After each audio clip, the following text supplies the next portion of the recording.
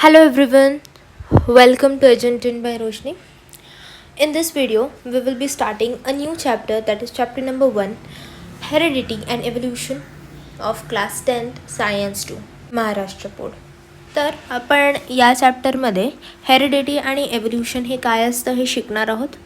त्याआधी मी तुम्हाला रिक्वेस्ट करते की तुम्ही तुमची टेक्स्टबुक तुमच्याजवळ आणून ठेवा आणि मी जे पॉईंट्स इथे कवर करेल नोट्सवर ते तुम्ही टेक्स्टबुकमध्ये वाचून घेत जा. मी हायलायटेड PDF पण तुमच्यासोबत शेअर करत आहे व्हिडिओमध्ये. तर तुम्ही काय करत जा, मी जे पॉईंट्स कवर करते लगेच मी तुम्हाला स्क्रीनवर पण दाखवत जाईल. इन केस मिस झालं तर तुम्ही तुमच्या टेक्स्टबुकमधनं रीड करा सो दॅट तुमचे बेसिक कॉन्सेप्ट्स क्लिअर होतील. आफ्टर ऑल तुम्हाला बोर्डच्या एक्झाममध्ये ॲज पर युअर टेक्स्टबुक लिहायचं आहे. I am here only to clear your concepts. Language टेक्स्टबुकची यूज करायची आहे. So let us begin. First of all heredity आणि इव्होल्यूशनचा मिनिंग काय. हेरिडिटी म्हणजे transfer of characters from parents to offsprings. 9th 8th ही डेफिनेशन चालत आली आहे. आपण फॉर एक्झाम्पल घेऊ की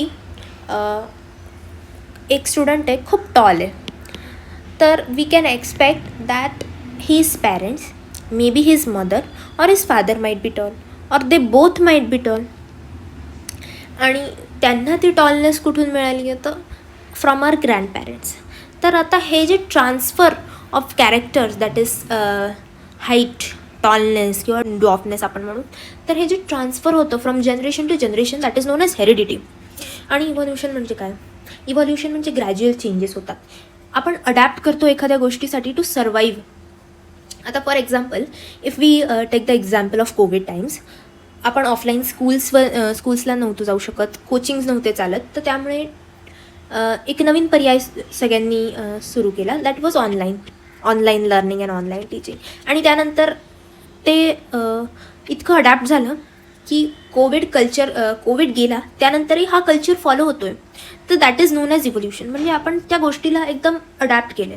तर हेरिडिटी आणि इव्होल्यूशनचा बेसिक अर्थ तुम्हाला कळालाच असेल. Now let us move forward. टेक्स्टबुकमध्ये इनिशियल एक पॅरेग्राफ दिलेला आहे, त्याच्यात तुम्हाला सायंटिस्ट आणि त्यांनी काय कामं केले आहेत, इयर्स पण दिलेले आहेत. आय होप की इयर्स सोपे तुम्हाला लक्षात ठेवायचे असतील तर ठेवा, अदरवाईज ॲज सच काही कम्पॅरिझन नाही आहे. आता हा पॅरेग्राफ बघा. हा पॅरेग्राफ तुम्ही नीटली लक्षपूर्वक वाचा आणि जे काही इम्पॉर्टंट पॉईंट्स मी ते हायलाईट करून ठेवलेले तुम्ही ते मेनली रीड करून द्या. आता लेट्स मूव्ह फॉरवर्ड. टेक्स्टबुकमध्ये दिलेलं आहे की Gregor John Mendel was the pioneer of modern genetics. Pioneer म्हणजे काय, ही स्टार्टेड म्हणजे त्यांनी मॉडर्न जेनेटिक्सवर स्टडी करणं पहिल्यांदा स्टार्ट केलं. That person was Gregor John Mendel. त्यानंतर 1901 जीन्स किंवा क्रोमोझोम्समध्ये सडन चेंजेस ऑब्झर्व झाले. That was known as mutation. And that mutation हे ऑब्झर्व कोणी केलं, ह्युगो देव्रिस. हे सायंटिस्ट होते. They observe the sudden changes in chromosomes or let's say genes. That is known as mutation. So basically mutation was found by Hugo de Vries. त्यानंतर 1902 2 scientists आहे, Walter and सटन. त्यांनी observe केलं paired chromosome in ग्रासऑफरमध्ये paired chromosome असतात हे त्यांनी observe केलं. 1944 3 सायंटिस्ट्स होते, ओस्वॉल्ड ॲव्हरी, मॅकलिन मॅकार्थी आणि कोलिन मॅकलिअर्ड. त्यांनी ऑब्झर्व काय केलं, genes are carried via chromosomes. म्हणजे काय की जीन्स ऑटोमॅटिकली त्यांचे लोकेशन ट्रान्सफर करू शकत नाही, they are carried via chromosomes. म्हणजे if we try to say that genetics mainly storage आहे क्रोमोझोम्समध्ये, because genes are carried via chromosomes. म्हणजे जेव्हा ट्रान्सफर होतो एखाद्या जीनचा फ्रॉम पॅरेंट्स टू ऑफस्प्रिंग्स, ते मेनली क्रोमोझोम्समध्ये स्टोर्ड असतात आणि तिथूनच ते ट्रान्सफर होतात. 1961 Francois Jacob and Jacques Monod हे फ्रेंच जेनेटिस्ट्स आहेत.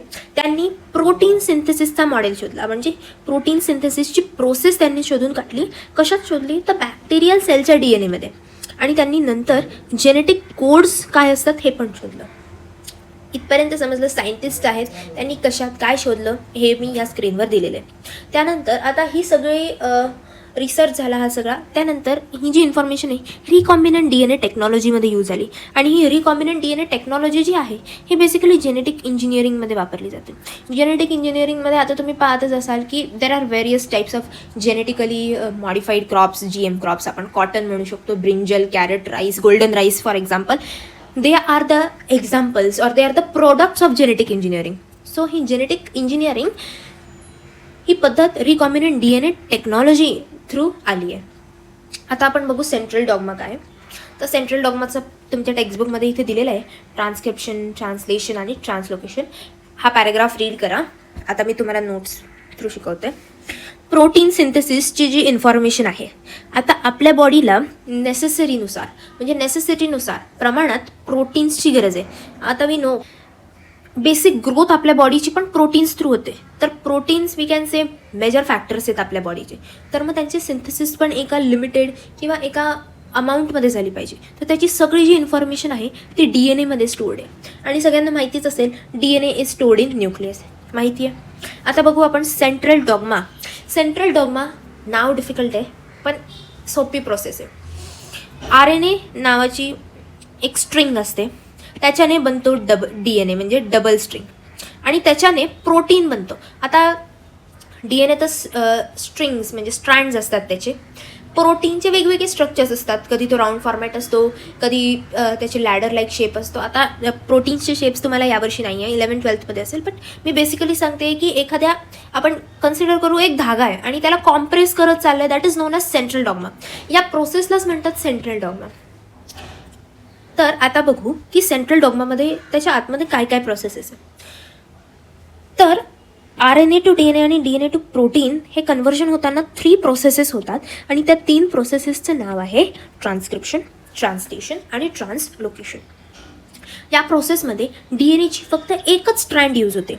सगळ्यांना माहिती आहे DNA डबल स्ट्रँडेड आहे, माहिती आहे. DNAच्या 2 स्ट्रँड्स असतात, पण आपल्याला RNA पाहिजे, आपल्याला DNAचा RNA बनवायचा आहे, म्हणजे आपल्याला ते डिकॉईल करायचं आहे. तर ऑब्व्हियसली आपल्याला 2 स्ट्रँडची गरज नाही आहे, आपल्याला एकच स्ट्रँड पाहिजे. तर आपण एकच स्ट्रँड वापरणार, आपल्याला RNA पाहिजे म्हणून. त्यानंतर nucleotide sequence in mRNA is complementary to DNA. आता बेसिक आहे, तुम्ही DNA पासूनच RNA बनवला आहे, समजलं. DNA पासूनच तुम्ही RNA बनवला आहे, आणि हे माहिती आहे की DNA मध्ये जी पेअरिंग असते that is always complementary. A pairs with T, adenine pairs with thymine, C pairs with G, cytosine pairs with guanine.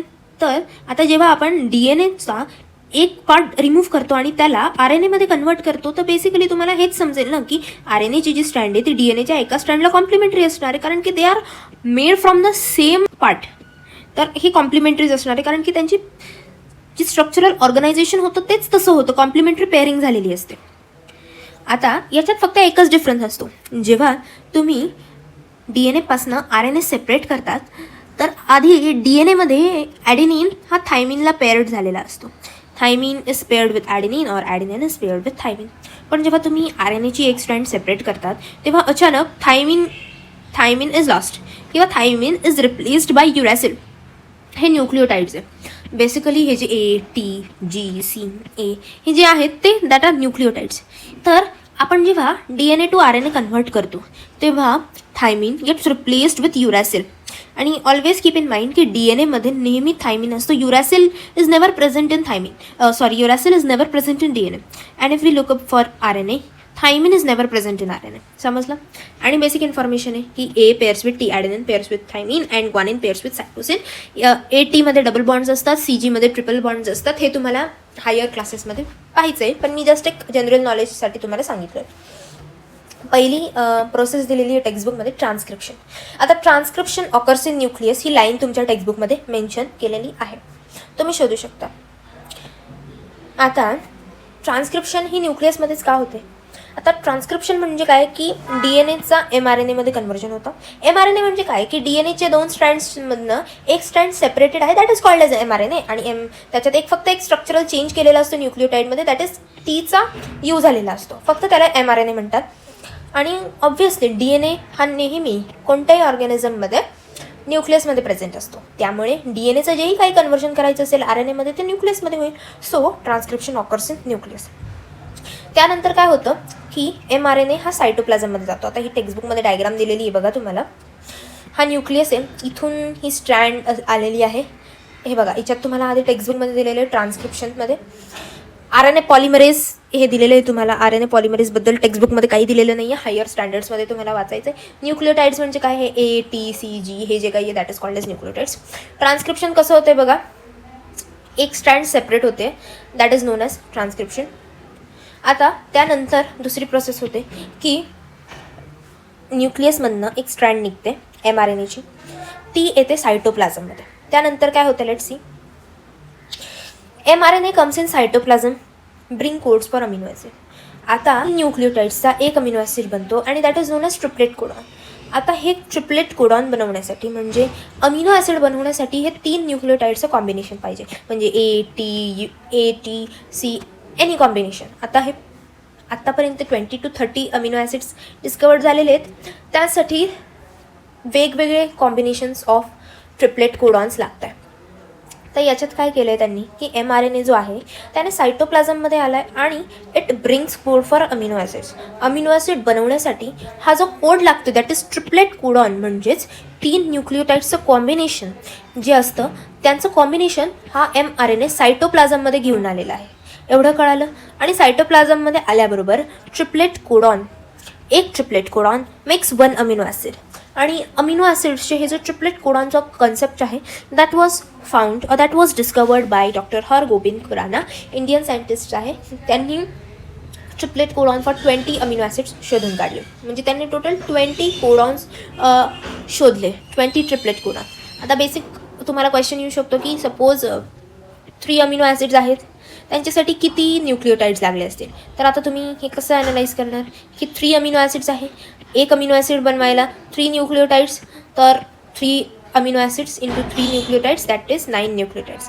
Basic calculation हे तुम्हाला आलं पाहिजे. त्यानंतर काय होतं, as per message on mRNA. जसं सांगितलं की mRNA मेसेज आणतो म्हणजेच कोड्स आणतो. तर as per message on mRNA tRNA supply amino acid. टेक्स्टबुकमध्ये दाखवलेलं आहे की बघा हा mRNA आलेला आहे सायटोप्लाझममध्ये. हा tRNA बघा टी सारखा दिसतो, तुम्ही बेसिक आयडेंटिफाय करू शकता, उलटा टी सारखा दिसतोय, तर याला आपण tRNA म्हणूया. tRNA काय करतो, अमिनो ॲसिड सप्लाय करतो. As per message on mRNA tRNA supply amino acid. आता tRNA त्याच्यावर अमिनो ॲसिड्स अटॅच करून आलेलाच आहे, दिसतंय तुम्हाला फिगरमध्ये. आणि tRNAकडे अँटीकोडॉन आहे. आता tRNA अमिनो ॲसिड आणतो आणि खाली त्याचे जे 3 न्यूक्लियोटाइड्स अटॅच आहे दे आर रेसिप्रोकल और let's say they are opposite of that nucleotides which are present on mRNA. मग ते काय करतील, ते अटॅच होतील mRNAवर. तुम्ही बघू शकता, हा तुम्हाला फिगर दिलेला आहे. याच्यात एक अमिनो ॲसिड आहे, tRNA आलेला आहे आणि त्यांनी पेअरिंग केली आहे. याच्यात दिसेल बघा तुम्हाला की A U सोबत पेअर झालेला आहे, U A सोबत पेअर झालेला आहे, U A सोबत, म्हणजे कॉम्प्लिमेंटरी पेअरिंग झाली आहे. तर कॉम्प्लिमेंटरी किंवा अपोजिट टू mRNA ही म्हणजेच अँटीकोडॉन. अँटी म्हणजे काय, अपोजिट. तर tRNA with amino acid and anticodon comes. tRNA amino acid आणि अँटीकोडॉन घेऊन येतो. त्यानंतर tRNA mRNAला अटॅच होतं. आणि ही जी अटॅचिंगची प्रोसेस आहे, म्हणजे ही बघा ही process that is known as translation. आता नेक्स्ट प्रोसेस आहे ट्रान्सलोकेशन. आता लोकेशन ट्रान्सलोकेशन हे नाव ऐकल्याबरोबरच तुम्हाला एक अंदाज आला असेल की लोकेशन म्हणजे काय. लोकेशनमध्ये काहीतरी शिफ्ट होतोय. ट्रान्सलोकेशन म्हणजे लोकेशनमध्ये चेंज होतोय. तर हा चेंज इन लोकेशन कसं होतोय, तर ribosome keeps on moving from end to end of mRNA by distance of 1 triplet codon. फिगरमध्ये दिलेलं आहे बघा की tRNA जो आहे त्याला पूर्ण कवर केलेलं आहे रायबोझोमने. आणि हा रायबोझोम जो आहे हा ही प्रोसेस करत करत ईच ट्रिपलेट कोडॉनने सरकत जातो आहे mRNAवर. म्हणजे एक ट्रिपलेट कोडॉनचं झालं, परत दुसऱ्या ट्रिपलेट कोडॉन, परत 3rd ट्रिपलेट, परत 4th ट्रिपलेट, म्हणजे हे तो करतोय म्हणजेच ट्रान्सलोकेशन. त्याची लोकेशन शिफ्ट होते, that is known as translocation. Ribosome keeps on moving from end to end of mRNA. बघा हा 1 एंड आहे, हा 1 एंड आहे, तो 1 एंड टू अनादर एंड जेव्हा तो रायबोझोम मूव्ह होतो that is known as translocation. एवढं समजलं की ट्रान्सक्रिप्शन, ट्रान्सलेशन आणि ट्रान्सलोकेशनमध्ये म्हणजे काय काय. आपण एकदा परत फिगर बघून रिकॉल करू की ट्रान्सक्रिप्शन म्हणजे काय, की formation of mRNA from DNA is known as transcription. Translation म्हणजे काय, ट्रान्सलेशन म्हणजे की tRNA अमिनो ॲसिड घेऊन येतोय and it attaches to mRNA that is known as translation. बघा तुम्हाला टेक्स्टबुकमध्ये दिलेलं आहे ट्रान्सलेशन म्हणजेच बघा इथे दिले tRNA अँटीकोडॉन कॉम्प्लिमेंटरी सिक्वेन्स घेऊन येतो. ट्रान्सलेशन बेसिकली तुम्ही तुमचं स्वतःचं डेफिनेशन फॉर्म करू शकतात. मी तुम्हाला बेसिक लँग्वेजमध्ये सांगते की tRNA एक अमिनो ॲसिड आणि कॉम्प्लिमेंटरी सिक्वेन्स घेऊन येतोय आणि that gets attach to mRNA that is known as translation. आणि ट्रान्सलोकेशन म्हणजे काय, ribosome from one end of the mRNA to other end of the mRNA move होतो आहे by the distance of 1 triplet codon, म्हणजे 3 न्यूक्लियोटाइड्सच्या डिफरन्सने तो move होतो आहे आणि that is known as translocation. समजलं? सिम्पल आहे. Let's move forward. If any nucleotide of genes changes its position that is known as mutation. आता न्यूक्लियोटाईड, आता ह्या प्रोसेसमध्ये एकही न्यूक्लियोटाईडने त्याची पोझिशन चेंज केली तर त्याला म्हणू शकतो आपण म्युटेशन. आता म्युटेशन मायनर पण असू शकतो, मेजर पण असू शकतो. मायनरचं एवढं लक्षात येत नाही कारण त्याचे असे काही वेगवेगळे हे होत नाही, चेंजेस होत नाही बॉडीमध्ये. बट जेव्हा एखादी मेजर चेंज होतो इट कॉजेस व्हेरियस कॉम्प्लिकेशन्स. आता याच्यात दिलेलंच आहे की sickle cell anaemia. Sickle cell ॲनिमियामध्ये काय होतं की आपले जे RBCs आहेत म्हणजे रेड ब्लड सेल यांचा शेप सर्क्युलरपासनं मून लाईक शेपमध्ये कन्वर्ट होतो, कारण की न्यूक्लियोटाईडच्या सिक्वेन्समध्ये चेंज होतो आणि न्यूक्लियोटाईडची सिक्वेन्समध्ये चेंज होतो that is called as mutation. तर तुम्ही बघू शकता की म्युटेशनमुळे इतके सिरियस प्रॉब्लेम्ससुद्धा होऊ शकतात आणि सिकल सेल ॲनिमियामुळे सिरियस कॉम्प्लिकेशन्स होतात. पेशंटची बॉडी स्वेल होते आणि वेगवेगळे म्हणजे RBCमध्ये चेंज झालेलं आहे तर ऑब्व्हियसली ब्लडमध्ये पण प्रॉब्लेम्स असतीलच. नेक्स्ट आपण बघू इव्होल्युशन म्हणजे काय. आता इव्होल्युशन मी सांगितल्याप्रमाणे ग्रॅज्युअल चेंज आहे. इव्होल्युशन पटकन होत नाही. इव्होल्युशन अडॅप्ट करण्यासाठी स्लो असतं. आता it is a slow going process. मी तुम्हाला जे इव्होल्युशनची एक्झाम्पल दिली that was due to sudden calamity. Calamities म्हणू शकतो आपण. Covid it was like a calamity, त्यामुळे आपल्याला पटकन चेंज करावं लागलं.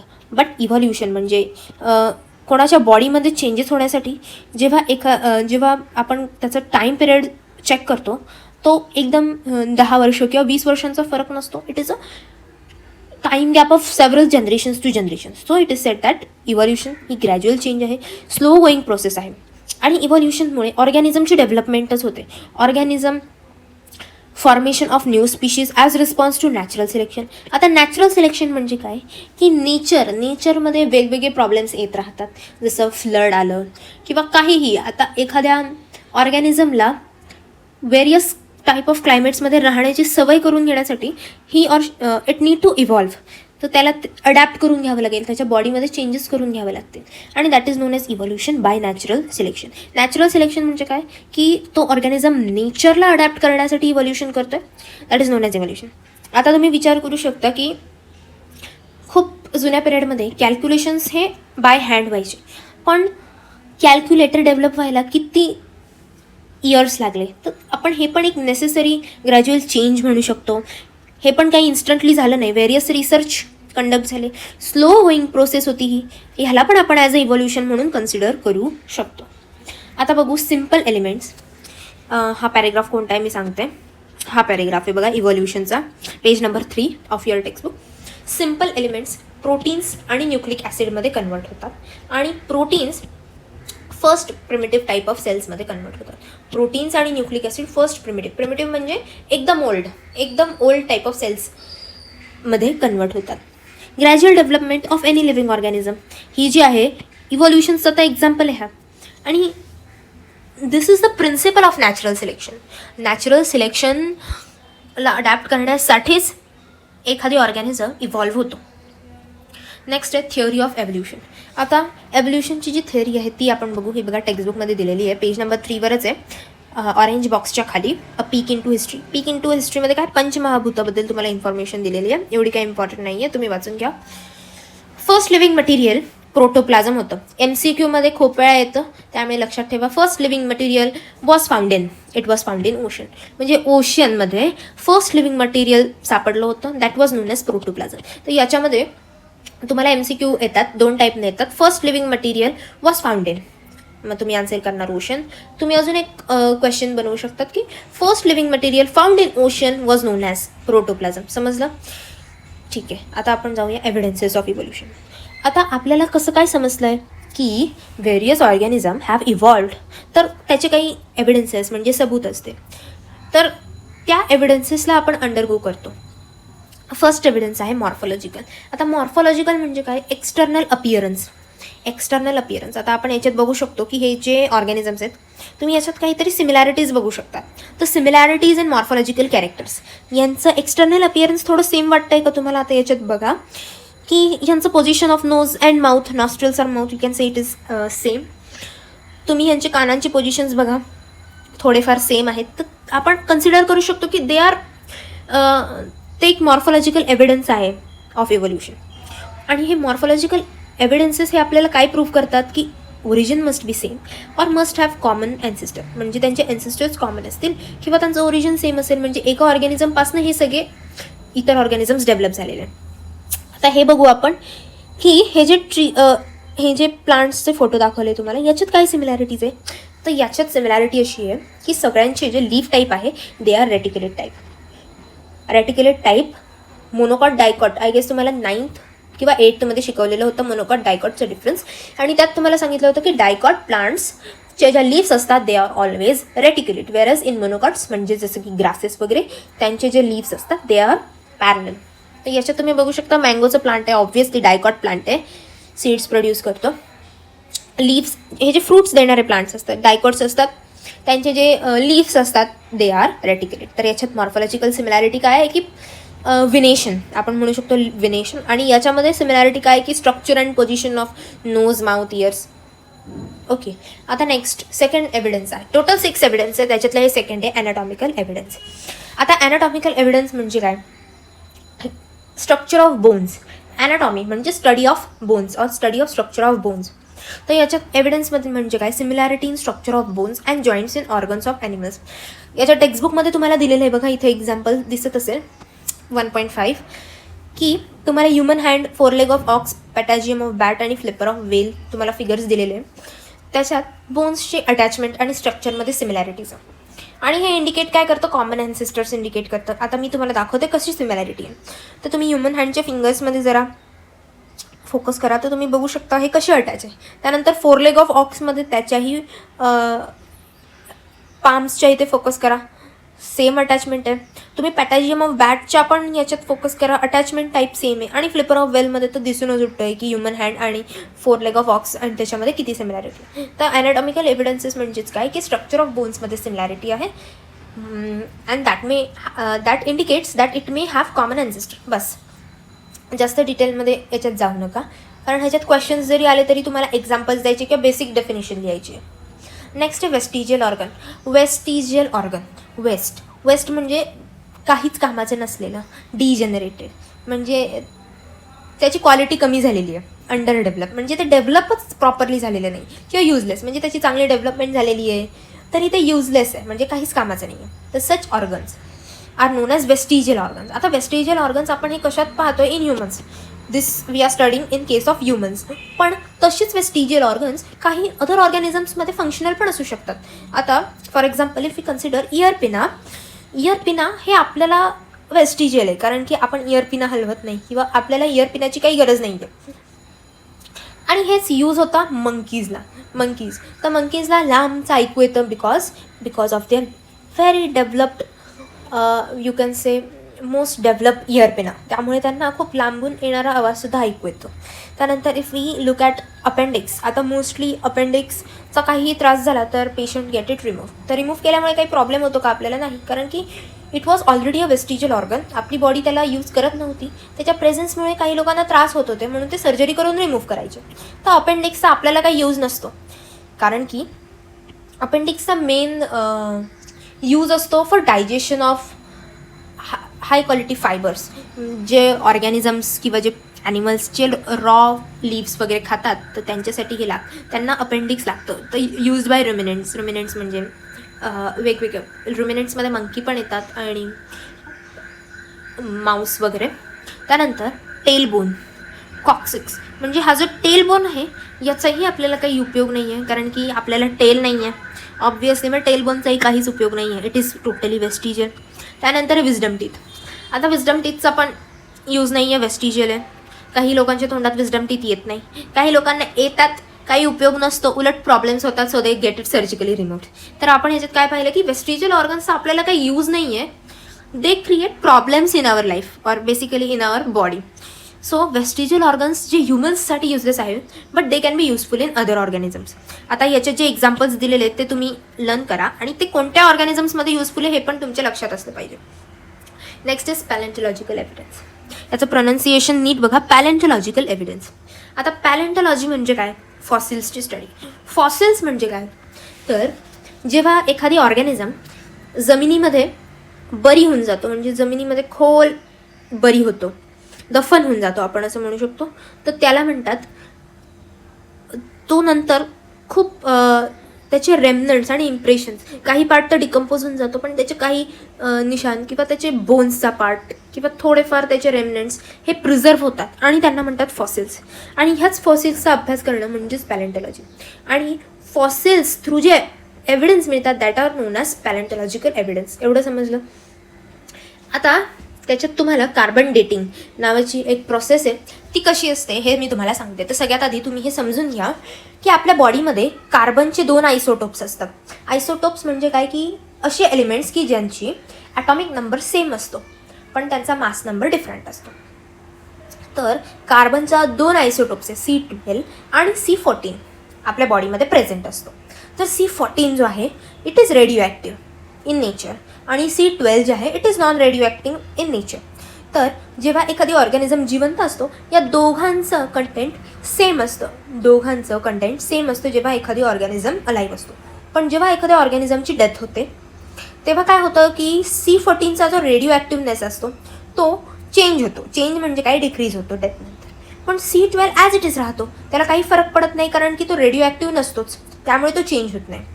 मग एखादी फॉसिल जेव्हा सापडतं तेव्हा त्याचा एज काय आहे किंवा त्याला मरून किती टाईम झालेला आहे, time of the death is calculated by the ratio of C14 to C12. C14चा हे चेंज होत राहतो. तर सायंटिस्ट काय करतात, फॉर रेफरन्स C12चं कॉन्टेंट मेजर करतात आणि C14मध्ये किती कमी आलेली आहे तर हे चेक करतात आणि त्याच्यानुसार त्यांच्या फॉर्म्युलेनुसार ते एक ॲप्रॉक्सिमेट टाईम ऑफ डेथ किंवा time of the death is calculated आणि त्यालाच म्हणतात कार्बन डेटिंग. तर ही जी कार्बन डेटिंग प्रोसेस आहे it was found out by Willard Libby. तुमच्या टेक्स्टबुकमध्ये दिलेलं आहे बघा, हे सायंटिस्ट आहे. रेडिओ कार्बन जर्नल त्यांनी पब्लिश केली होती, विलियर्ड लिबी. याच्यात त्यांनी दिलेलं आहे कार्बन डेटिंगचं काय आणि कसं. तर याच्यात अजून एक पॉईंट सांगितलेला आहे की इनव्हर्टिब्रेट्स थ्रू वर्टिब्रेट्स आलेले आहेत, म्हणजे वर्टिब्रेट्सचे एन्सिस्टर्स हे इनव्हर्टिब्रेट्स आणि त्यांनी हे तुम्हाला 1.8 फिगरमध्ये सांगितलेलं आहे डायग्राम थ्रू. आता याच्यात काय सांगितलं आहे की पॅलाझोइक एरा, मिसोझोइक एरा आणि सेनोझोइक एरा याच्यामध्ये कोणकोणते टाईप्स ऑफ ऑर्गॅनिझम्स होते. आता तुम्हाला याच्यात काय करायचं आहे, तुम्हाला मॅच द पेअर्समध्ये हे येऊ शकतं की पॅलाझोइक एरामध्ये कोणते ऑर्गॅनिझम्स होते, द ॲम्फिबिया, पायसेस म्हणजे फिशेस अँड इन्व्हर्टिब्रेट्स. मिसोझोइक एरामध्ये काय काय होतं, रेप्टाईल्स होते. सेनोझोइक एरामध्ये काय काय होतं, एव्स अँड मॅमल्स. एव्स म्हणजेच बर्ड. तर आता तुम्हाला याच्यातून दिसतच असेल हे ॲक्च्युली लेयर्स आहेत सेडिमेंटरी रॉकचे. तुम्हाला याच्या थ्रू त्यांनी डायग्रामॅटिकली रिप्रेझेंट केलेलं आहे की इन्व्हर्टिब्रेट्सच्या नंतर हे सगळे ऑर्गॅनिझम्स फॉर्म झालेले, that is known as vertebrates. Animal kingdom चॅप्टरमध्ये तुम्हाला समजलं असेल वर्टिब्रेट्स आणि इन्व्हर्टिब्रेट्समध्ये काय फरक असतो.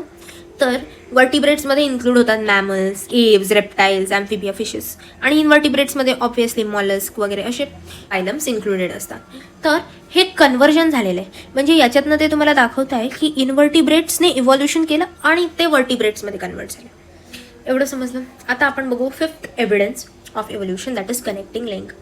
आता कनेक्टिंग लिंक म्हणजे काय, कनेक्टिंग लिंक त्यांनी 3 ॲनिमल्सची नावं सांगितलेली आहे तुम्हाला. फर्स्ट आहे डकबिल प्लॅटिपस, सेकंड आहे लंगफिश आणि थर्ड आहे पेरिप्लॅनेटस. तर आता याच्यात त्यांनी काय सांगितलं आहे की डकबिल प्लॅटिपस हे एग्ज पण ले करतं आणि त्याच्यामध्ये मॅमरी ग्लँडसुद्धा प्रेझेंट आहे. तर आपण बेसिक विचार केला तर एग्ज ले करणारे ऑर्गॅनिझम्स कोण असतात, रेप्टाईल्स. वेरज मॅमरी ग्लँड्स असणारे मॅमल्स कोण आहे, ऑब्व्हियसली मॅमल्स. तर आपण ह्याच्यात बघू शकतो की 2 डिफरंट टाईप्स ऑफ ग्रुप्सला ते कनेक्ट करते. So that is known as connecting link. तर आता हे MCQजमध्ये पण येतं आणि इव्हन मॅच द कॉलम्समध्ये पण येतं की duckbill platypus is a connecting link between which of the following. ते तुम्ही टिक करणार रेप्टाईल अँड मॅमल्स आणि तुमचे हे कॅरेक्टर्स लक्षात आले ना की तुम्हाला अजून लक्षात ठेवायला सोपं जाईल. त्यानंतर आहे लंगफिश. आता लंगफिश नावातच येतं फिश आहे पण ते रेस्पायर करतात लंग्सने. Normally fish respires through gills but it doesn't respire through gills, हे रेस्पायर करतात लंग्सने. तर फिश म्हणजे पायसेस फिशेस आणि लंग्स ॲम्फिबियन्सचं कॅरेक्टर आहे. तर याच्यात त्यांनी म्हणूनच सांगितलेलं आहे की lungfish is a connecting link between fishes and amphibians. Periplanetus, if you look at Periplanetus, त्याचा एक कॅरेक्टर आहे सेगमेंट बॉडी, थिन क्युटिकल आहे आणि पॅरापोडिया लाईक ऑर्गन्स. म्हणजे हे सगळे ॲनेलिडाचे फंक्शन्स आहे किंवा ॲनेलिडाची कॅरेक्टर्स आहे, एखाद्या ओळीचे कॅरेक्टर्स आहे. वेरस त्याच्यामध्ये ट्रॅकियल रेस्पिरेशन पण आहे, ओपन सर्क्युलेटरी ट्रॅक म्हणजे हे कॉक्रोच टाईप त्यांच्यामध्ये कॅरेक्टर्स आहे. तुम्हाला 11th आणि 12thमध्ये कॉक्रोचचं डिटेल स्टडी करायचं आहे. त्याच्यात तुम्हाला समजेलच की आर्थ्रोपोडाचे हे बेस जसे की त्याच्यामध्ये ट्रॅकियल रेस्पिरेशन्स पण असतात आणि ओपन सर्क्युलेटरी ट्रॅक आहे. तर हे 2 त्याच्यामध्ये कॅरेक्टर्स आहे and that is why it gets linked with Annelida and Arthropoda. एवढं समजलं. Now let us move forward. 6th evidence, embryological evidence. Embryological evidence म्हणजे काय? Initial development. टेक्स्टबुकमध्ये तुम्हाला दाखवलेलं आहे embryos during different stages, figure 1.10. Initial developmental stages of various vertebrates. Vertebrates हे लक्षात ठेवा, show extreme similarities and that is why it indicates common origin. तुम्हाला याच्यात एक्झाम्पल्स दिलेले आहेत फिश, सॅलमेंडर, टॉर्टॉइस, चिकन, पिग, काऊ, रॅबिट, मॅन. तुम्ही यांचा फर्स्ट जो मी सर्कल करून ठेवला आहे, हे जर तुम्ही हे पिक्चर्स पाहिले तर तुम्हाला काही जास्त डिफरन्सेस जाणवणार नाही. म्हणजेच काय की ते initial stages of embryo they were looking very similar आणि त्यांची हीच एम्ब्रिओलॉजिकल सिमिलॅरिटीज, इनिशियल डेव्हलपमेंटची जी सिमिलॅरिटीज आहे, that is the 6th evidence of evolution. आणि याच्या थ्रू ते प्रूव्ह करतात की हे जे ऑर्गॅनिझम्स आहेत they were having common origin. Next is Darwin's theory of natural selection. Move on to page number 7. याच्यात त्यांनी काय सांगितलेलं आहे की डार्विन म्हणतात की नेचरमध्ये जो सगळ्यात फिट ऑर्गॅनिझम असेल तोच सर्वाईव्ह करेल, जो नेसेसरी अडॅप्टेशन्स दाखवेल तोच सर्वाईव्ह करेल. Book of Darwin. डार्विनने एक बुक छापली. It is known as origin of species. बुकचा नेम लक्षात ठेवा. Nature select only those organism which show essential modification and reproduce. म्हणजे नेचर फक्त त्याच ऑर्गॅनिझम्सला सिलेक्ट करेल की जे ऑर्गॅनिझम बदलण्याची तयारी ठेवतं आणि बदलले की त्यांना कंडिशन्समध्ये सुटेबिलिटी येते आणि दे कॅन इझिली रिप्रोड्यूस. बाकी जे मॉडिफिकेशन्स करायला तयार नसतात ते मरतात आणि नेचरमध्ये तेच सर्वाईव्ह होतात जे नेसेसरी मॉडिफिकेशन्स शो करतात. आपण एक पॉप्युलर डायलॉग आहे जो डर गया वो मर गया. It is properly applicable in Darwin's theory of natural selection. समजलं का? की जो डर गया म्हणजे ज्याने मॉडिफिकेशन दाखवलं नाही, it dyes. Main objections of Darwin's theory. Main objections काय होते त्याच्यावरचे की ऑब्जेक्शन्स म्हणजे डार्विन्स थिअरीवर ऑब्जेक्शन्स घेतलेत लोकांनी. त्याच्यात काय आहे की only natural selection is not responsible for evolution. बाकी काही फॅक्टर्स असू शकतात इव्होल्युशनसाठी, ते फॅक्टर्स डार्विन्सने मेन्शन नाही केलेले आहेत. त्यानंतर no any explanation about useful and useless modification. डार्विनने फक्त मॉडिफिकेशन हा वर्ड यूज केला आहे, पण युजफुल कोणते आणि युजलेस कोणते याच्याबद्दलही काहीच मेन्शन केलेलं नाही आहे. आणि no any explanation about slow and abrupt changes. डार्विनने हे नाही क्लिअर केलं की जे काही इव्होल्युशन आहे किंवा जे काही चेंजेस आहेत ते स्लो आहे का अब्रप्ट आहे. हे 3 मेन प्रॉब्लेम्स होते डार्विन्स थिअरीमध्ये. समजलं? मेन ऑब्जेक्शनमध्ये पेज नंबर 7. त्यानंतर Lamarckism or theory of inheritance of acquired character. एकच थिअरी आहे आणि त्याला 2 नावं आहे, लॅमार्किझम आणि theory of inheritance of acquired character. Acquired म्हणजे काय की स्वतःहून ॲक्वायर केलेलं कॅरेक्टर आणि त्या कॅरेक्टर्सचा इनहेरिटन्स म्हणजेच लॅमार्किझम. आता लॅमार्किझम हे शोधलं कोणी? जीन बॅप्टिस्ट लॅमार्क हे ते शोधणारे सायंटिस्ट होते. इथे तुम्हाला टेक्स्टबुकमध्ये दिलेलेच आहे. फ्रेंच नॅचरलिस्ट होते ते पण. त्यांनी काय सांगितलं आहे की त्यामुळे मॉर्फॉलॉजिकल चेंजेसमुळे इव्होल्युशन होतं आणि मॉर्फॉलॉजिकल चेंजेस हे कशामुळे होतात? Due two activity or laziness of organism. आता आपण एक इमॅजिन करू की एखादी स्टुडंट आहे, मोटिलिटी 0 आहे, कंटिन्युअस एका जागेवरच बसून जातो. 2 to 3 मंथ्समध्ये त्याचं वजन एकदम वाढून जाईल. त्याच्या मॉर्फॉलॉजीमध्ये चेंज येईल, फॅट दिसायला लागेल, स्किन कलरमध्ये चेंज येईल, थोडंसं डल होईल, एनर्जीमध्ये चेंज होईल. म्हणजे त्याच्या मॉर्फॉलॉजीमध्ये पहिलं इफेक्ट होईल. तर तो जी ॲक्टिव्हिटी किंवा त्याच्या लेझीनेसमुळे हा चेंज होतो. तर याच्यामुळे मॉर्फॉलॉजिकली चेंजेस होतात. आता व्हेरियस ॲनिमल्स आहेत की ज्यांनी काही ॲक्टिव्हिटीजमुळे किंवा त्यांच्या लेझीनेसमुळे त्यांच्या मॉर्फॉलॉजिकल पॅटर्नमध्ये खूप चेंजेस आलेले आहेत आणि त्यालाच लॅमार्किझम म्हटले. आणि त्यांनी ते जे चेंजेस आहेत ते त्यांच्या ऑफस्प्रिंग्समध्ये पण ट्रान्सफर केलेले आहेत. आता for example if you look for the neck of giraffe. जिराफची मान पाहिलीच असेल. How tall it is? Why it is tall? कारण की for several generations giraffe continuous tall पानं खायला वर त्याची मान हे करायचा, वाढवायचा, मान त्याची टर्न करायचा. तर त्यामुळे त्याच्या नेकमध्ये चेंजेस झाले आणि त्याच्या नेकची जी लेंथ ती वाढली आणि that is Y giraffe has got that characteristic long neck. Iron Smith म्हणजे लोहार. लोहारचे तुम्ही शोल्डर्स पाहिले असतील, स्ट्रॉंग असतात. का त्यांचे शोल्डर्स स्ट्रॉंग आहे? हेरिडिटरी आहे त्यांचं कॅरेक्टर. पण का आहे तसं? कारण की त्यांचे जे ॲन्सेस्टर्स आहे कंटिन्युअस हॅमरिंग करायचे. कंटिन्युअस हॅमरिंग केल्यामुळे एक्सरसाइज व्हायची शोल्डर्सची आणि शोल्डर मसल्स हे स्ट्रॉंग झाले आणि दॅट इज वाय त्यांना स्ट्रॉंग शोल्डर्स मिळाले. बघितलं असेल तुम्ही wings of ostrich and emu. आता ऑस्ट्रिच आणि इमू हे असे बर्ड्स आहेत, खूप जड आहेत, ते चालतात फक्त, उडू शकत नाही. का नाही उडू शकत? कारण की त्यांनी यूजच केला नाही. Several generations to generation they survived only on land. They did not take the effort to fly. आणि त्यांनी एफर्ट्स घेतले नाही, लेझीनेस केला, त्यामुळे त्यांचे विंग्स जे आहेत ते वीक होऊन गेले आणि ॲट लास्ट विंग्सचा काही यूज उरला नाही. आता they have to walk on their legs only. Snake loses it legs. आता तुम्ही पाहू शकता का कोणत्या स्नेक्सला पाय आहेत का? नाही. कारण की स्नेक्सला बुरोईंग हॅबिट लागली. म्हणजे स्नेक्स बुरोजमध्ये राहतात, त्यामुळे त्यांना लेग्सची काही गरज नसते. आणि त्यांची जी हॅबिट आहे बुरोईंगची, त्याच्यामुळे लेग्सचा यूज झाला नाही आणि त्यामुळे स्नेकने ग्रॅज्युअली त्यांचे लेग्स लूज केले. आता हे एक्झाम्पल्स होते 4.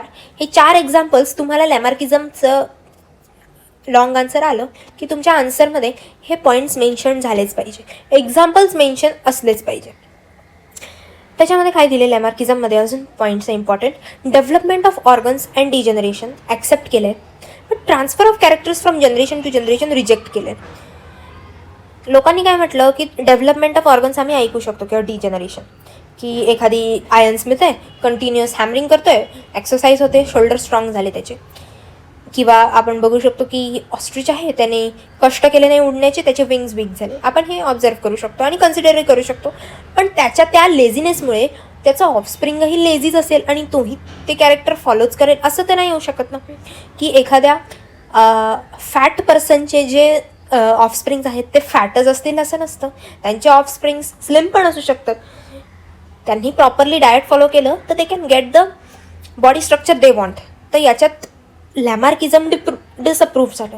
कारण की कॅरेक्टर्स हे लेझीनेसमुळे किंवा ॲक्टिव्हिटीमुळे आपण स्वतः अडॅप्ट करू शकतो, पण आपल्या ऑफस्प्रिंग्सला तेच कॅरेक्टर्स जातील असं कंपल्शन नाही आहे. नेक्स्ट आपण बघू स्पेसिएशन. स्पेसिएशन काय? स्पेसिएशन म्हणजे न्यू स्पीशीजचं formation due to evolution is called as speciation. Speciation कशामुळे होतं? जेनेटिक व्हेरिएशनमुळे होतं, जॉग्राफिकल अँड रिप्रोडक्टिव्ह आयसोलेशन. आता जेव्हा एखादी ॲनिमल्सचा ग्रुप एखादी जॉग्राफिकल कॅलॅमिटी जसं की फ्लड आलं किंवा कोणतंही अर्थक्वेक आलं, त्याच्यामुळे त्यांचं जॉग्राफिकली ते आयसोलेट झाल्यामुळे रिप्रोडक्शन प्रॉपरली होऊ शकलं नाही आणि त्याच्यामुळे न्यू स्पीशीज फॉर्मेशन झालं क्रॉसमेटिंगमुळे वगैरे, आणि that is called as speciation. Reproductive isolation म्हणजे काय? की it did not the favourable condition for reproduction करताना त्यांना अडचणी आल्या आणि त्यामुळे दे फेस्ड रिप्रोडक्टिव्ह आयसोलेशन आणि त्यामुळे इट लेड टू स्पेसिएशन. त्यानंतर आता टेक्स्टबुकमध्ये तुम्हाला दिलेलं ह्युमन इव्हॉल्युशनचा पॉईंट आहे. हा पॉईंट आहे बघा, पर्पल बॉक्सच्या वरचं आणि खालचं. हे जे इयर्स दिलेलं आहे तुम्हाला आणि ते नावं एवढं काही इम्पॉर्टंट नाही आहे. मी जे पॉईंट सांगते तेच लक्षात ठेवा आणि इयर्स लक्षात ठेवा, फक्त आन्सर लिहायला सोपं जातं. 7 crore years ago last dinosaur disappear झाले. त्यानंतर 4 crore years ago monkey like ॲनिमल्सच्या टेल्स डिसअपियर झाल्या, टेल्स गायब झाल्या. त्यानंतर 2.5 CR इयर्स अगो गोरिला आणि चिंपॅन्झी इव्हॉल्व्ह झाले. 2 crore years ago first human like animal evolve झाला. ह्युमन लाईक ॲनिमल्समध्ये 1 करोड इयर्स अगो, म्हणजे आपण इथे बघू शकतो रामापिथेकस दिसू शकतो, तुम्हाला पाहू शकता तुम्ही टेक्स्टबुकमध्ये. याच्यात क्रोनॉलॉजी काय? 7, 4, 2.5, 2 लक्षात ठेवा. इयर्स आणि हे सिक्वेन्स पण लक्षात ठेवा इव्हेंट्सचे. 40 लाख इयर्स अगो रामापिथेकस आले, ते इव्हॉल्व्ह झाले यू कॅन से. आता टेक्स्टबुकमध्ये काय आहे? इथे 1 करोड इयर्स दिलेलं आहे आणि रिटर्न मटेरियलमध्ये 40 लाख इयर्स अगो दिले. तर तुम्ही टेक्स्टबुकचे रिटर्न मटेरियलवर फोकस करा, डायग्राममध्ये जास्त जाऊ नका. फर्स्ट ह्युमन लाईक ॲनिमल जे आहे रामापिथेकसच असतं, बट तुम्ही मेन्शन करताना 40 लाख इयर्स अगो रामापिथेकस असंच मेन्शन करा. 20 lakh years ago Homo skilled humans developed. त्यानंतर 15 lakh years ago humans develop झाले. त्यानंतर 50,000 years ago Cro Magnon man evolve झाले. क्रो मॅग्नॉन म्हणजेच काय? की फर्स्ट अर्ली मॉडर्न ह्युमन, म्हणजे आपल्यासारखे दिसणारे पहिले ह्युमन डेव्हलप झाले 50,000 इयर्स अगो. एवढं समजलं. Neanderthal man is the first example of wise man. वाईसमनचा first example is Neanderthal man. त्यानंतर 10,000 years ago agriculture process start झाली. 5,000 इयर्स अगो रायटिंग डेव्हलप झालं. 400 इयर्स अगो मॉडर्न सायन्समध्ये रिसर्च सुरू झाले. आणि 200 years ago industrial society develop झाली. तर हे सगळे काही क्रोनॉलॉजिकल इव्हेंट्स होते. या टेक्स्टबुकमध्ये तुम्हाला मेन्शन केलेलेच आहे. तुम्ही बघू शकता पेज नंबर 9 आणि 10वर. तर जेव्हा तुम्हाला write short note on human evolution असा क्वेश्चन येतो तेव्हा तुम्ही हेच पॉईंट्स लिहायचे, जास्त काही लिहायचं नाही आहे. हे पॉईंट्स आहे तुम्ही तुमच्या लँग्वेजमध्ये कन्वर्ट करू शकता. प्रॉब्लेम कधी येतो हे इयर्स लक्षात ठेवायला, पण तुम्ही 3 to 4 टाईम्स जेव्हा हे आन्सर रिसाईट कराल आणि इयर्सचा सिक्वेन्स जो आहे तो लिहून काढला ना की लक्षात येऊन जातं. आणि मग त्यासोबतच हे इव्हेंट्स पण लक्षात येतात. आय होप की हे चॅप्टर तुम्हाला समजलेलं असेल. मी शॉर्ट वेमध्ये पण खूप सगळे डिटेल्स, म्हणजे मी टेक्स्टबुकचा एकही पॉईंट सोडलेला नसेल असं मला वाटतं आणि मी सगळे डिटेल्स कव्हर करून हा व्हिडिओ केलेला आहे. नोट्स बनवलेले आहेत, मी तुम्हाला चॅप्टर शिकवताना दाखवले. तुम्ही त्या नोट्सचा यूज करा, टेक्स्टबुक यूज करा आणि हा चॅप्टर जो आहे तो प्रॉपरली प्रिपेअर करा. फर्स्ट चॅप्टर आहे, बेस फॉर्म होतो तुमच्या 10th सायन्स 2च्या जर्नीचा. सो आय होप की तुम्हाला सगळं समजलं असेल. Thank you for watching my video. If you are new to this channel, new असेल तर लाईक, शेअर अँड सबस्क्राईब करायला विसरू नका. मी पुढचे चॅप्टर्स जे आहेत ते घेऊन येणारच आहे तुमच्यासाठी. तुम्ही बघू शकता मी टेक्स्टबुकमध्ये सुद्धा तुमच्यासाठी मार्किंग करून ठेवलेली आहे. नोट्स पण प्रिपेअर झालेले आहेत त्याच्या रिलेटेड. ती प्रोसेस जी आहे ग्लायकॉलिसिस वगैरे वगैरे त्याचा पण मी एक फ्लो चार्ट तयार केलेला आहे तुमच्यासाठी. नेक्स्ट चॅप्टर मी लवकरच अपलोड करेल. तोपर्यंत तुम्ही हा फर्स्ट चॅप्टर जो आहे तो प्रॉपरली स्टडी करा, त्याची एक्सरसाइज सॉल्व्ह करा, क्वेश्चन बँक सॉल्व्ह करा, प्रिव्हियस इयर क्वेश्चन पेपर्स पण सॉल्व्ह करा. थँक्यू.